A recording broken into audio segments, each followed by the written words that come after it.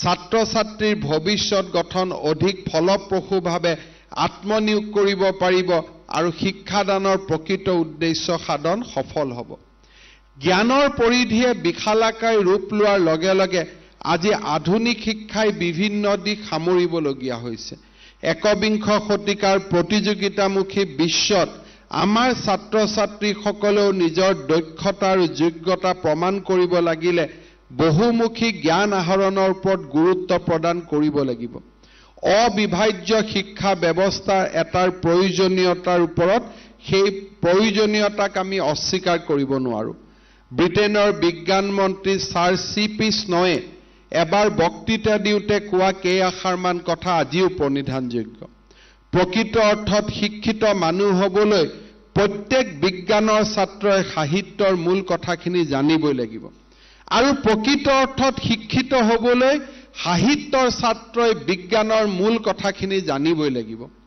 এজন বিজ্ঞানৰ ছাত্ৰই বা শিক্ষকে বা বিজ্ঞানীয়ে যদি শেক্সপিয়াৰৰ নামটোৱে নাজানে তেওঁ যিমানেই ডাঙৰ মানুহ নহওক কিয় তেওঁ শিক্ষিত হ'ব নোৱাৰে।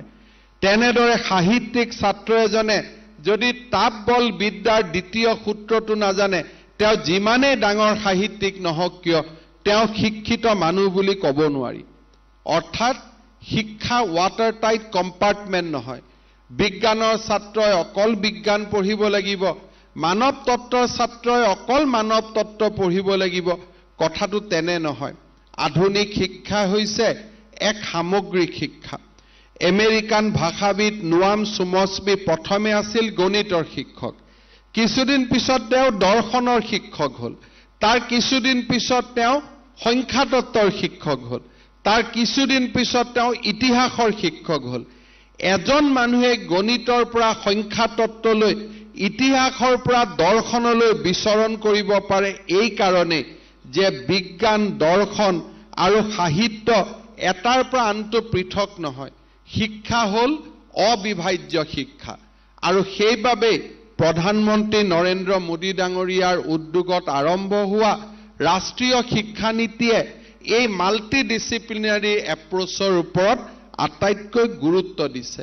ৰাষ্ট্ৰীয় শিক্ষা নীতিয়ে 64টি কলাৰ ওপৰত নিৰ্ভৰশীল নতুন শিক্ষা ব্যৱস্থাৰ ওপৰত গুৰুত্ব দিছে।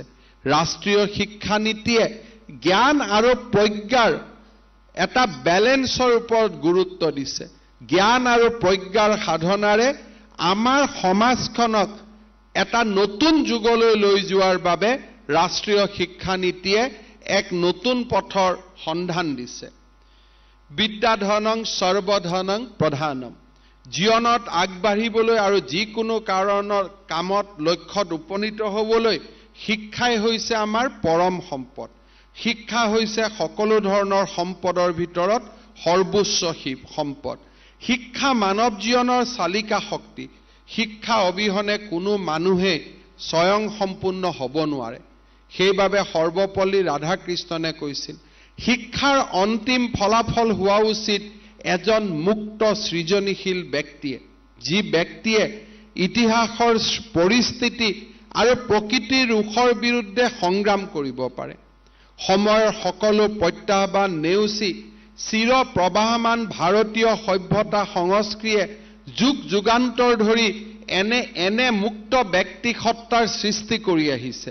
কাৰণ ভাৰতৰ সভ্যতা আৰু সংস্কৃতিৰ আৰম্ভ হৈছিল জ্ঞান আৰু প্ৰজ্ঞাৰ অন্বেষণেৰে। গুৰুকুলসমূহ আছিল আমাৰ সভ্যতাৰ পীঠভূমি। গুৰু আৰু শিষ্যৰ জ্ঞানৰ আলোচনাৰ মাজেৰে আমাৰ সভ্যতা সংস্কৃতি বিকশিত হৈছিল। সেইবাবে প্ৰত্যাহ্বান আৰু সংঘাত সত্ত্বেও আমি আগবাঢ়ি আছো। আজি বিশ্বৰ প্ৰাচীনতম সভ্যতা হিচাপে ভাৰতীয় সনাতন সভ্যতা আগবাঢ়িছে আৰু মই বিশ্বাস কৰোঁ যে অনন্ত কাললৈ ভাৰতৰ সভ্যতা সংস্কৃতিৰ খুঁটি বৈয়ে থাকিব। কাৰণ এই সভ্যতা সংস্কৃতিৰ মূল ভেটিটোৱে হৈছে জ্ঞান আৰু প্ৰজ্ঞাৰ সন্তান। শিক্ষক দিৱসৰ এই পবিত্ৰ দিনটোত মই অসমৰ শিক্ষকসকলক অনুৰোধ কৰিম যে জ্ঞান আৰু প্ৰজ্ঞাৰ এক মন্দিৰলৈ আমাৰ শিক্ষানুষ্ঠানসমূহক আমি ৰূপান্তৰ কৰিব লাগিব। পুনৰ এবাৰ আজিৰ এই পবিত্ৰ দিনটোত অসমৰ শিক্ষক সমাজলৈ মোৰ শ্ৰদ্ধা নিবেদন কৰিছো আৰু তেখেতসকলক জ্ঞান আৰু প্ৰজ্ঞাৰ মাজেৰে এটা মুক্ত মনৰ মানৱ সৃষ্টি কৰাৰ কামত ব্ৰতী হ'বলৈ মই আহ্বান জনাইছো। আজি শিক্ষক দিৱসৰ এই পবিত্ৰ দিনটোতে আমি অলপতে হৈ যোৱা ৰাজ্যৰ গুণোৎসৱৰ ফলাফলসমূহো আমি ঘোষণা কৰিছো। আপোনালোকে জানে যে আমাৰ ৰাজ্য চৰকাৰে 2017-2018 এই দুইবাৰে আমি গুণোৎসৱৰ আয়োজন কৰিছিলো। কোভিড পৰিস্থিতিৰ বাবে 2019-20-21 চনত আমি গুণোৎসৱৰ আয়োজন কৰিব পৰা নাছিলো। 2022 চনত প্ৰত্যাহ্বানৰ মাজতো গুণোৎসৱৰ আয়োজন কৰাৰ বাবে আমাৰ ৰাজ্য চৰকাৰৰ শিক্ষা বিভাগ ধন্যবাদ আৰু কৃতজ্ঞতাৰ পাত্ৰ। আমাৰ এই গুণোৎসৱত 45,735খন স্কুলে অংশগ্ৰহণ কৰিছিল। 38,98,308 গৰাকী ষ্টুডেণ্টে ছাত্ৰ-ছাত্ৰী অংশগ্ৰহণ কৰা এই গুণোৎসৱে আছিল সমগ্ৰ ভাৰতৰ ভিতৰত আটাইতকৈ ডাঙৰ জ্ঞানৰ উৎসৱ। আমি অসমবাসী গৌৰৱান্বিত যে ইমান ডাঙৰ জ্ঞানৰ সমুদ্ৰ মন্থনত আমি সকলোৱে অংশগ্ৰহণ কৰিব পাৰিছিলো। 18,752 জন এক্সটাৰ্নেল ইভালুৱেটৰ আছিল। শিক্ষাগুৰুসকলে ইয়াত আমাক অকুণ্ঠ অন্তৰেৰে সহায় সহযোগিতা কৰিছিল। দুই এখন বাতৰি কাকতে গুণোৎসৱৰ ওপৰত প্ৰশ্নবোধক চিন উল্লেখ কৰাৰ পিছতো ৰাইজৰ উৎসাহ উদ্দীপনা অবিস্মৰণীয় আছিল। এই অনুষ্ঠানবিলাকে আজি প্ৰমাণ কৰে যে আমাৰ দুই এজনৰ গুৱাহাটীত বহি উৎপন্ন হোৱা মানসিকতাৰ পৰা আজি সমাজ বহু দূৰ আগুৱাই গৈছে। আজি অসমে ভাৰতবৰ্ষৰ এখন উন্নত ৰাজ্য হোৱাৰ প্ৰতিযোগিতাত ক'ব নোৱাৰাকৈ আমি প্ৰতিগৰাকী অসমীয়া আজি জঁপিয়াই পৰিছো। যোৱা এটা বছৰত অসমৰ জনজীৱনলৈ অদ্ভুত পৰিৱৰ্তন আহিছে। মানুহৰ মনত বিকাশ আৰু আগুৱাই যোৱাৰ সপোনেৰে মানুহক এক নতুন যুগলৈ লৈ যোৱাৰ বাবে প্ৰেৰণা দিছে। আজি গুণোৎসৱৰ ফলাফল আমি আনুষ্ঠানিকভাৱে ঘোষণা কৰিবলৈ পাই মই আনন্দিত যে এইবাৰ A+ 4,826খন বিদ্যালয়ে লাভ কৰিছে। আমি যেতিয়া প্ৰথম বছৰ গুণোৎসৱ আৰম্ভ কৰিছিলো 600খন বিদ্যালয়ে A+ পাইছিল। তাৰ বিপৰীতে আজি 4,826খন বিদ্যালয়ে A+ পাবলৈ সক্ষম হৈছে। ৰাজ্যৰ শিক্ষাৰ বিকাশে হাতীৰ খোজত আগবাঢ়িছে কিন্তু দৃঢ়তাৰে আগবাঢ়িছে। লাহে লাহে আগবাঢ়িছে কিন্তু শক্তিশালী খোজেৰে আগবাঢ়িছে, ডিটাৰমিনেশ্যনেৰে আগবাঢ়িছে। কেতিয়াবা কেতিয়াবা খোজ ধীৰ হ'ব পাৰে কিন্তু প্ৰতিটো খোজে যেতিয়া ইম্পেক্ট সৃষ্টি কৰে তেতিয়া সি সমাজলৈ স্থায়ী বৰঙণি আগুৱাই থৈ যাব পাৰে। মই ৰাজ্য চৰকাৰক বিশেষকৈ আমাৰ শিক্ষক শিক্ষাগুৰুসকলক পুনৰ এবাৰ ধন্যবাদ জনাইছো। মই অত্যন্তৰে আনন্দৰে এই কথাও ঘোষণা কৰিব খুজিছো যে এইবাৰ প্ৰায় 591খন বিদ্যালয়ত A+ লৈ শিৱসাগৰ জিলা ৰাজ্যখনৰ গুণোৎসৱত আটাইতকৈ বেছি উজ্বলি উঠিছে। শিৱসাগৰৰ পিছতে 123 আৰু 254খন বিদ্যালয়ত A+ লৈ মাজুলী আৰু নলবাৰী জিলাও একেধৰণে উদ্ভাসিত হৈছে।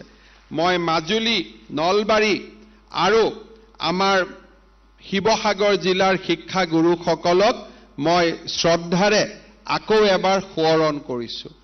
আমাৰ শিক্ষা ব্যৱস্থাৰ প্ৰত্যাহ্বানো এই গুণোৎসৱে দেখুৱাই দিছে। মই যেতিয়াই কাৰ্বি আলং আৰু ডিমা হাছাওত যাওঁ তেতিয়াই মই তাৰ শিক্ষক সমাজক আহ্বান জনাওঁ যে আমাৰ শিক্ষকসকল স্কুলত যায় নে নাযায়। মোৰ এতিয়াও মনত বেদনা যে আমাৰ বহু শিক্ষক শিক্ষয়িত্ৰীয়ে পাহাৰ দেখাই নাই। পাহাৰৰ স্কুলত শিক্ষকতা কৰে, ভৈয়ামত থাকি শিক্ষকৰ দৰমহা লয়। এই পৰিৱেশৰ পৰিৱৰ্তন হ'ব লাগিব। গুণোৎসৱে আমাৰ পাহাৰীয়া জিলাৰ শিক্ষা ব্যৱস্থাৰ এতিয়াও যি এক দুৰ্বল কাঠামো তাক আকৌ এবাৰ সোঁৱৰাই দিছে।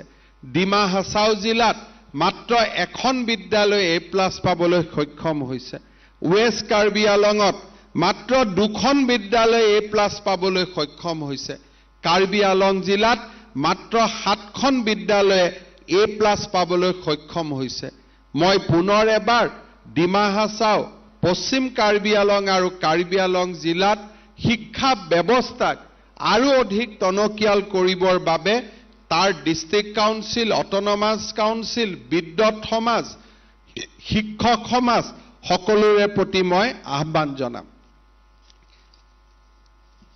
আমাৰ দুই এজনে বেয়া পাব, কিন্তু তথাপিতো মই অত্যন্ত আনন্দৰে সৈতে ঘোষণা কৰিম যে অসমত গুণোৎসৱ প্ৰতি বছৰে হ'ব, কাৰণ আমি সমুদ্ৰ মন্থন প্ৰতি বছৰে কৰিম। কেতিয়াবা অমৃত ওলাব, কেতিয়াবা বিষ ওলাব, কিন্তু সমুদ্ৰ মন্থনৰ পৰা দেৱতা সকলো আঁতৰি অহা নাছিল, অসুৰ সকলো আঁতৰি অহা নাছিল। গতিকে আমি সমুদ্ৰ মন্থন কৰা আমাৰ দায়িত্ব, আৰু আমি সমুদ্ৰ মন্থন কৰি গৈ থাকিম। আমাৰ দুই এদিনত যোৱা কেইমাহমানত ৰাজহুৱা শিক্ষা ব্যৱস্থাৰ ওপৰত প্ৰশ্ন উত্থাপন কৰা হৈছে। আচলতে আমি নজনাকৈ আমাৰ সমাজলৈ কিমান পৰিৱৰ্তন আহে আমি কেতিয়াবা অনুভৱ কৰিব নোৱাৰো। কেতিয়াবা সংবাদ মাধ্যমে লিখে যে হিমন্ত বিশ্ব শৰ্মা অসমৰ 15 বছৰ শিক্ষামন্ত্ৰী আছিল। মই কিমান দিন শিক্ষামন্ত্ৰী আছিলোঁ ৰাতিপুৱা মই গন্তি কৰিছিলোঁ। ময়ে কিজানি অসমৰ আটাইতকৈ দুৰ্ভাগ্যৱান শিক্ষামন্ত্ৰী, যোনে এবাৰো 5 বছৰ শিক্ষামন্ত্ৰীত্বৰ কাৰ্যকাল সম্পূৰ্ণ কৰিব পৰা নাছিলোঁ। 11ৰ পৰা 14 3 বছৰ, আকৌ 16ত 1.5 বছৰ, আকৌ 19ত 20ত এবছৰ। চেগা চৰকাকৈ মই অসমৰ 3 বাৰ শিক্ষা জগতত ভুমুকি মাৰাৰ মোৰ সৌভাগ্য হৈছিল। মুখ্যমন্ত্ৰী, শিক্ষামন্ত্ৰী দুইটা কাৰ্যকাল যদি আমি পৰ্যালোচনা কৰোঁ, আৰু যদি ব্যক্তিৰ পৰা ঊৰ্ধত গৈ যোৱা 10 বছৰৰ অসমৰ শিক্ষা ব্যৱস্থাৰ যদি আমি পৰ্যালোচনা কৰোঁ, তেতিয়াহ'লে আপোনালোকে ভাবি আচৰিত হ'ব যে যোৱা 10 বছৰত অসমৰ শিক্ষা ব্যৱস্থাই নতুন কিমান শিক্ষক পালে। ৰাজহুৱা শিক্ষা ব্যৱস্থাক শক্তিশালী কৰাৰ বাবে আৰু বিশেষকৈ আমাৰ মাধ্যমিক বিদ্যালয়বিলাকক শক্তিশালী কৰাৰ বাবে আমাৰ ৰাজ্য চৰকাৰে যিমান প্ৰচেষ্টা লৈছে, ব্যক্তিৰ পৰা ঊৰ্ধত গৈ যদি সমাজ হিচাপে আমি কিমান পেইন লৈছো ফৰ দ্য এডুকেশ্যন, আপোনালোকে ভাবিলে আচৰিত হ'ব যে 11 চনৰ পৰা আজিলৈ অসমত 2 লাখ নতুন শিক্ষক শিক্ষয়িত্ৰী নিযুক্তি কৰা হৈছে। প্ৰাদেশিকীতই হওক, নতুন নিযুক্তিয়ে হওক। আৰু সমসাময়িক যদি ভাৰতৰ কোনো এখন ৰাজ্যত যদি এই 10 বছৰৰ তুলনা কৰে, কোনো ৰাজ্যতে 2 লাখ শিক্ষক নিযুক্তি হোৱা নাই। ৰাজহুৱা শিক্ষা ব্যৱস্থা আৰু অসমীয়া মাধ্যমৰ শিক্ষা ব্যৱস্থাৰ ওপৰত যোৱা 10 বছৰে যিমান অসমৰ সমাজে ইনভেষ্ট কৰিছে তাৰ কোনো তুলনা নাই। ইমান লাৰ্জ স্কেল ইনভেষ্টমেণ্ট অসমৰ শিক্ষা ব্যৱস্থাৰ ওপৰতে হৈছে, আন কোনো শিক্ষা ব্যৱস্থাৰ ওপৰত হোৱা নাই। যোৱা বছৰ মাত্ৰ 100খন অসমীয়া মাধ্যমৰ বিদ্যালয় টি গাৰ্ডেন স্কুলত খোলা হৈছে। কোনখন প্ৰদেশ আছে এই সময়ছোৱাত যদি আমি চাওঁ, ৱেষ্ট বেংগলত 2 লাখ শিক্ষক নিযুক্তি হৈছে, কৰ্ণাটকত 2 লাখ শিক্ষক নিযুক্তি হৈছে, দিল্লীত 2 লাখ শিক্ষক নিযুক্তি হৈছে। দিল্লীৰ দৰে চৰকাৰে মাত্ৰ 1200খন স্কুল চলাই গোটেই পৃথিৱীত ডংকা কোবাই আছে। অথচ এই সময়ছোৱাত অসমত আমি 12,000 নতুন শিক্ষানুষ্ঠানৰ জন্ম দিছো। 2011 চনৰ পৰা আজিলৈ অসমত এলিমেণ্টাৰী স্কুল 9,805খনে জন্ম হৈছে, ছেকেণ্ডাৰী স্কুল 2100খন জন্ম হৈছে, আৰু 166 নতুন কলেজৰ জন্ম হৈছে। 6খন 7খন কৰি বিশ্ববিদ্যালয়ৰ জন্ম হৈছে। মই এজন অসমীয়া হিচাপে গৌৰৱ অনুভৱ কৰোঁ যে মাতৃভাষাৰ এডুকেশ্যনৰ ওপৰত অসমে যিমান ইনভেষ্ট কৰিছে, ভাবিব নোৱাৰা ইনভেষ্টমেণ্ট আমাৰ সমাজে কৰিছে। কাৰণ প্ৰত্যেকটো বিনিয়োগৰ বিপৰীতে সমাজে তাৰ পেইন লৈছে। অৰ্থাৎ এইখিনি যদি বিনিয়োগ সমাজে তাত নকৰিলেহেঁতেন দুখন হয়তো হস্পিটাল পালেহেঁতেন, কৰ্মচাৰী দৰমহা হয়তো দুগুণ বাঢ়িলেহেঁতেন, কোনোবা জাগাত মানুহে ৰাস্তা পালেহেঁতেন, কোনোবা দলং নোহোৱা জাগাত মানুহে দলং দেখা পালেহেঁতেন।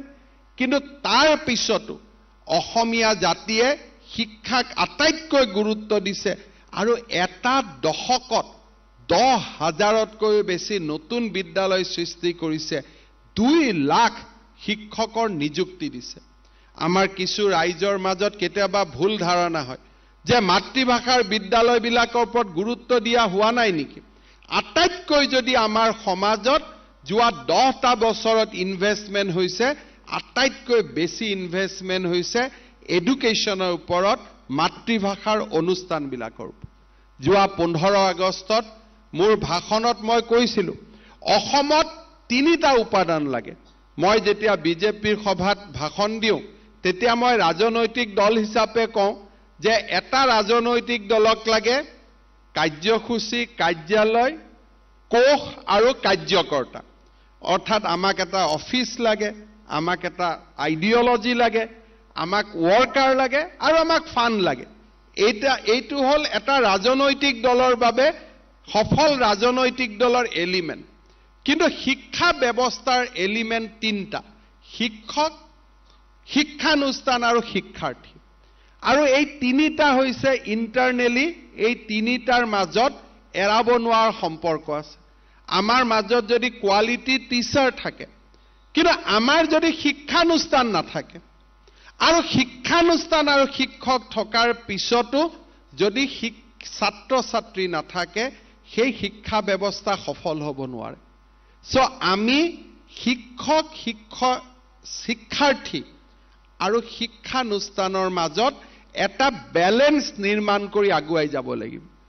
এখন স্কুলত 35জন ভাল শিক্ষক আছে, কিন্তু তাত শিক্ষাৰ্থী কোনো নাই। তাত শিক্ষা ব্যৱস্থা সম্ভৱ হ'ব পাৰে নেকি?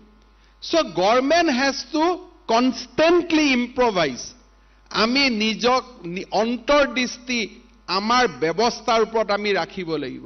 শিক্ষামন্ত্ৰীৰ দায়িত্ব যে কোনোবা স্কুলত যদি শিক্ষক শিক্ষয়িত্ৰী 35জন, ছাত্ৰ 5জন, তেওঁৰ ওপৰত এইটো দায়িত্ব অসমৰ ৰাইজে ইয়াক দায়িত্ব দিছে যে নহয়, এই 35জন গুণগত শিক্ষকক আপুনি 10জন ছাত্ৰৰ বাবে ৰাখিব নোৱাৰে।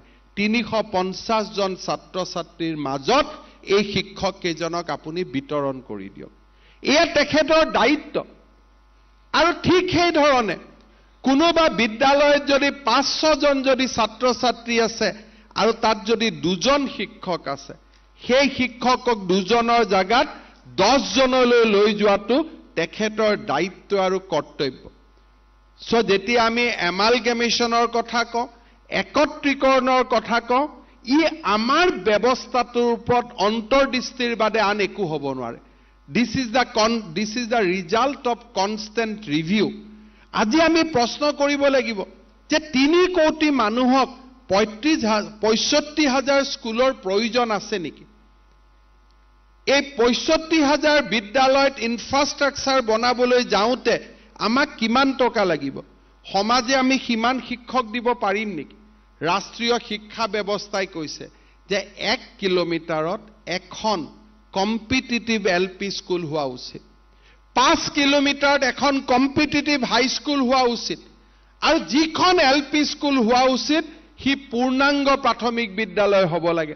তাত ক্লাছত এজনকৈ শিক্ষক থাকিব লাগে, 20জন ছাত্ৰ ছাত্ৰীৰ বিপৰীতে এজন শিক্ষক থাকিব লাগে। কিন্তু প্ৰতি কিলোমিটাৰত যদি আমি 5খন বিদ্যালয় পাতি লওঁ, তাত শিক্ষকো নাথাকিব, ছাত্ৰ ছাত্ৰীও নাথাকিব, আৰু ইনফ্ৰাষ্ট্ৰাকচাৰ বনোৱাৰো ক্ষমতা আমাৰ সমাজৰ নাথাকিব। মই শিক্ষামন্ত্ৰী ডাঙৰীয়াক অনুৰোধ কৰিম যে ৰাষ্ট্ৰীয় শিক্ষানীতিৰ আমূলত পাৰ কিলোমিটাৰ, প্ৰত্যেক কিলোমিটাৰত এখন স্কুল বনাওক। আমাক 10খন স্কুল নালাগে, কিন্তু এখন স্কুল বনাওক যিখন স্কুলত পঢ়িবৰ বাবে ল'ৰা ছোৱালী দেউতাক মাকে ৰাতি 2টা বজাৰ পৰা এডমিশ্যনৰ কাৰণে লাইন পাতিব লাগে। আমাক তেনেকুৱা এখন বিদ্যালয় লাগে।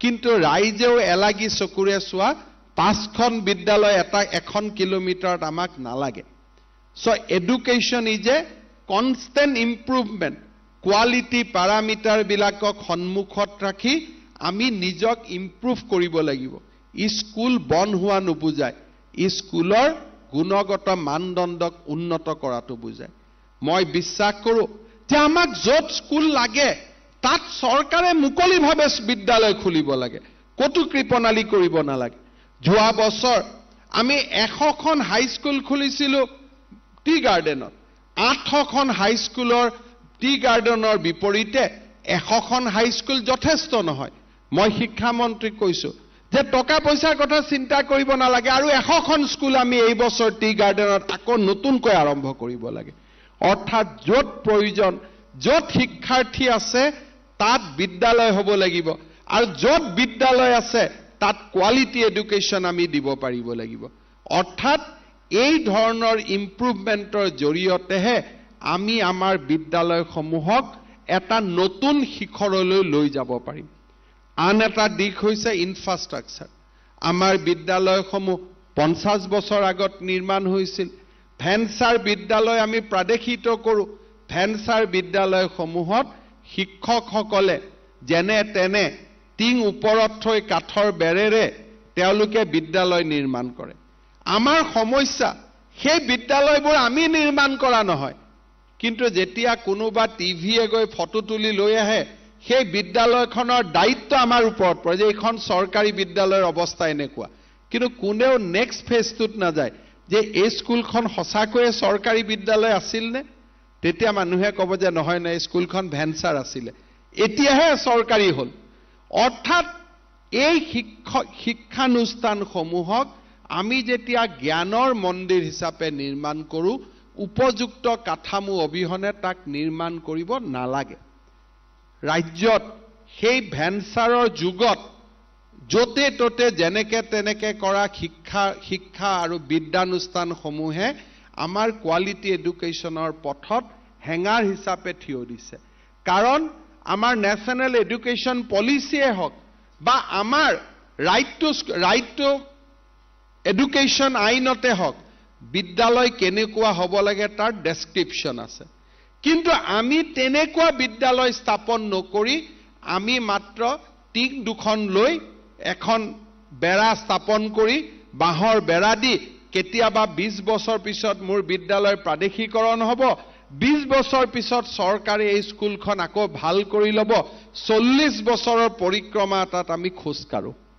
ই ছাত্ৰ ছাত্ৰীসকলৰ প্ৰতি অন্যায় হয় সেইবাবে মই ভাবো যে শিক্ষক আৰু ছাত্ৰ ছাত্ৰীসকলৰ মাজত আমি যি ধৰণে সামঞ্জস্য স্থাপন কৰো সেই ধৰণে ইনফ্ৰাষ্ট্ৰাকচাৰৰ ওপৰত চকু দিয়াটো আমাৰ আটাইতকৈ ডাঙৰ দায়িত্ব এই বছৰ আমি হাতত লৈছো যে ৰাজ্যৰ 4000 হাই স্কুলত আমি 10000 কোটি টকা ব্যয় কৰি 4000 স্কুলকে আমি আটক ধুনীয়াকৈ নিৰ্মাণ কৰিব খুজিছো তাত স্মাৰ্ট ক্লাছৰ পৰা বাউণ্ডাৰী ৱালৰ পৰা ভাল ক্লাছৰ পৰা গাৰ্লছ কমন ৰুমৰ পৰা আমি গোটেই বিলাক উপাদান ৰাখিব খুজিছো আমি সিদ্ধান্ত লৈছো যে 4000 স্কুলৰ কিছু স্কুল আমি একেবাৰে নতুনকৈ নিৰ্মাণ কৰিম কিছু স্কুলক আমি খুব ধুনীয়াকৈ মেৰামতি কৰিম যাতে অনাগত 50 বছৰ এই বিদ্যালয়সমূহ প্ৰাসংগিক হৈ থাকিব পাৰে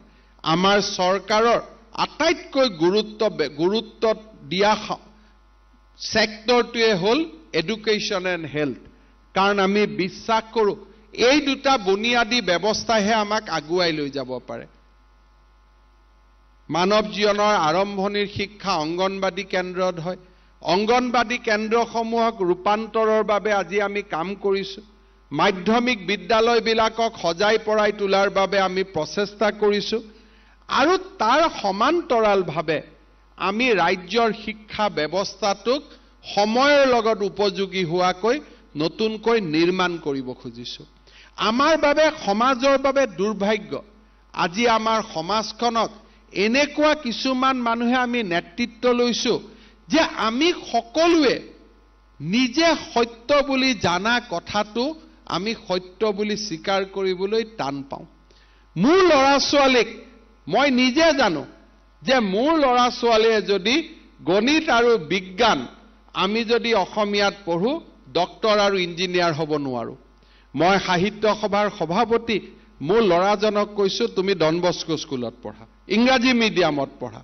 আৰু যেতিয়া কৃষকৰ ল'ৰা দেখা পাওঁ ৰিক্সা চালকৰ ল'ৰা দেখা পাওঁ ঠেলা চালকৰ ল'ৰা দেখা পাওঁ ঐ তই অসমীয়াত পঢ়িবি দেই তই মাতৃভাষাটো অসমীয়া ভাষাটো জীয়াই ৰাখিব লাগিব এটো কি দুখীয়া মানুহৰ দায়িত্ব নেকি is it not a shared responsibility যদি এটো শ্বেয়াৰ্ড ৰেসপন্সিবিলিটি নহয় সমাজৰ দুখীয়া মানুহখিনিৰ গাত মাতৃভাষা ৰক্ষাৰ দায়িত্ব দিম আৰু সমাজত আগবাঢ়ি যোৱা এসিএস অফিচাৰ আইএস অফিচাৰ ল'ৰাখিনিয়ে ডাক্তৰ ইঞ্জিনিয়াৰ হ'ব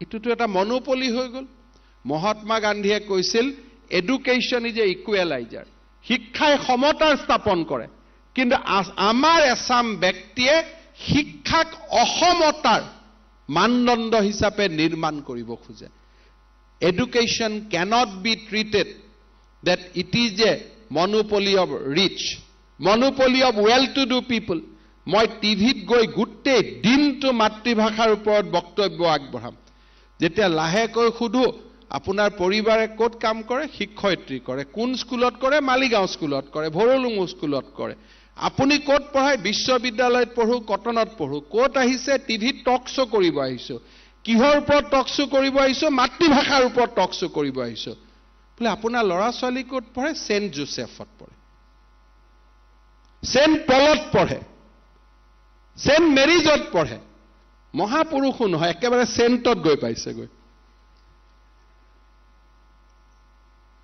এনেকুৱা ধৰণে যদি আমি অদ্ভুত জীৱন এটাত বাস কৰো আমাৰ জাতিটো আগুৱাই যাব নোৱাৰে মাতৃভাষাৰ বিদ্যালয় যদি আমি জীয়াই ৰাখিব লাগে গণিত আৰু ইংৰাজীক আমি সমসাময়িক পৃথিৱীৰ লগত সামঞ্জস্য ৰাখি আগুৱাই যাব লাগিব আৰু সাহিত্য দৰ্শন য'ৰ পৰা মানৱীয় আত্মাৰ মই অলপ আগতে কৈ গৈছিলো যে য'ত প্ৰজ্ঞা থাকিব তাত মাতৃভাষা থাকিব আৰু য'ত মাত্ৰ জ্ঞান লাগে মই কিবা এটাৰ ওপৰত মই নিজক প্ৰতিষ্ঠা কৰিব খোজো তাত আমি প্ৰচলিত ভাষা যি ভাষাই আমাক সেই প্ৰতিযোগিতাৰ মানদণ্ডত লৈ যাব পাৰিব তেনেকুৱা মানদণ্ডত গৈ আমি থিয় হ'ব লাগিব মই ৰাজ্যৰ শিক্ষক সমাজক আহ্বান জনাম যে নতুন দিনৰ বাবে সাজু হওক ৰাজ্য চৰকাৰ নিজৰ সিদ্ধান্ত দৃঢ় আৰু বহুত গৱেষণাৰ পিছতে আমি কিছু সিদ্ধান্ত লওঁ ৰাজ্যখনৰ শিক্ষাত